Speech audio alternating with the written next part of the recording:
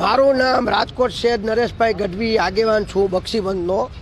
વારા વિસ્તારમાં 25 વર્ષથી ઓકરજનની માર્કેટ છે ગોકવંદામાં તમામ 50 વર્ષના ભાઈઓ વ્યવસ્થિત બકાલાનો ધંધો કરે છે. આ માર્કેટની એક ખાસિયત છે, 25 વર્ષમાં નથી ટ્રાફિકને નતરૂપ થઈ કે નથી આ માર્કેટમાં કોઈથી લૂંટ કે લુખા આવ્યા. ખાસ કરીને અમારે બાજુની સોસાયટીમાં 2-4 જણા એવા લોકો રહે છે અનલીગલી 4 વ્હીલ પાર્કિંગ કરે છે.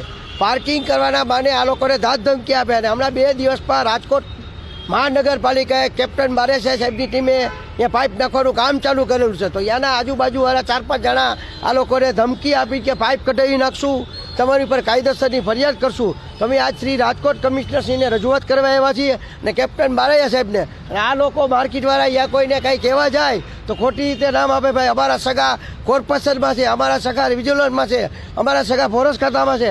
આવી રીતે ધાપધમકી મારી આ લોકો નાના માણસોને દબાવવાનો પ્રયોગ કરે છે. આ ઓકરજન 25 વર્ષથી આવે દર વર્ષે રાજકોટ મહાનગરપાલિકાને દર મહિને ઓકરજનમાં 1000 રૂપિયાની લીગલી પહોંચ પાડવે છે.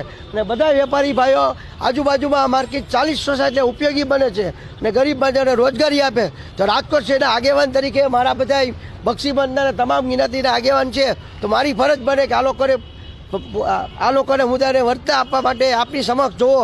આ પાર્કિંગ અનલીગલી છે અને 5 જણાને લડે છે અને પાછું ખોટી રીતે હેરાનગતિ કરે. 108 પણ જઈ ગેમ છે અને ખુલ્લો ઓકરજોનની જગ્યા આપેલ છે 25 વર્ષથી. તો અમારી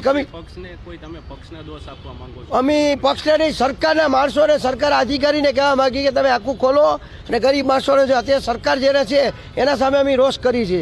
અધિકારી સરકારનું જ માને છે, કોઈ નાના માણસોનું માનતા નથી. ભાઈ આ લોકો 1 તારીખથી 7 તારીખે બધા પોચું ભરી દે 1000 રૂપિયા. એટલે સરકારની જ બેદરકારીની સિટિંગ કોર્પોરેટરને રજૂઆત કરેલી છે, ધારાસભ્યને પણ રજૂઆત કરેલી છે. રાજકોટ શહેરના ઓબીસીના આગેવાન તરીકે આજ મેં આ મુદ્દો લઈને કમિશનર સાહેબને જઈ રહ્યા છીએ.